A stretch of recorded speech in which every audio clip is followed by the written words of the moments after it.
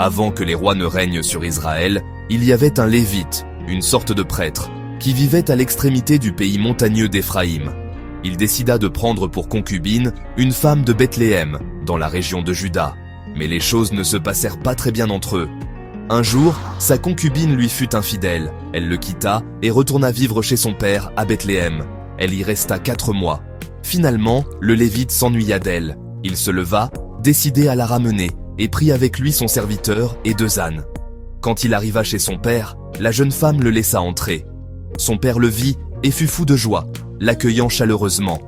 Pendant 3 jours, le beau-père du Lévite insista pour qu'ils restent, mangent et boivent ensemble. Chaque soir, ils restaient comme des invités, profitant de la compagnie de l'autre. Le 4e jour, le Lévite se leva tôt, prêt à partir.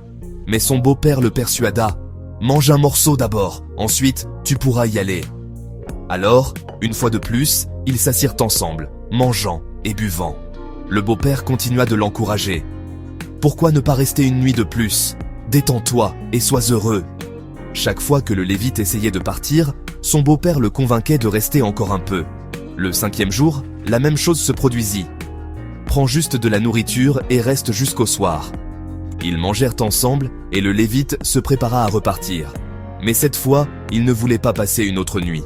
Alors que le soir tombait, il partit avec sa concubine et son serviteur. Ils voyagèrent jusqu'à Jébus, ce que nous appelons aujourd'hui Jérusalem.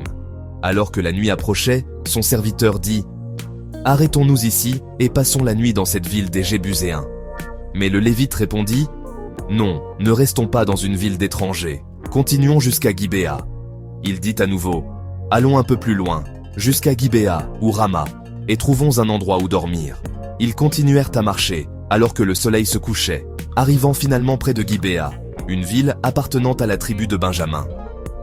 Ils entrèrent dans Gibéa, espérant que quelqu'un les accueillerait pour la nuit. Mais personne ne leur offrit un endroit où rester. Ils attendirent doués sur la place de la ville, sans savoir où aller.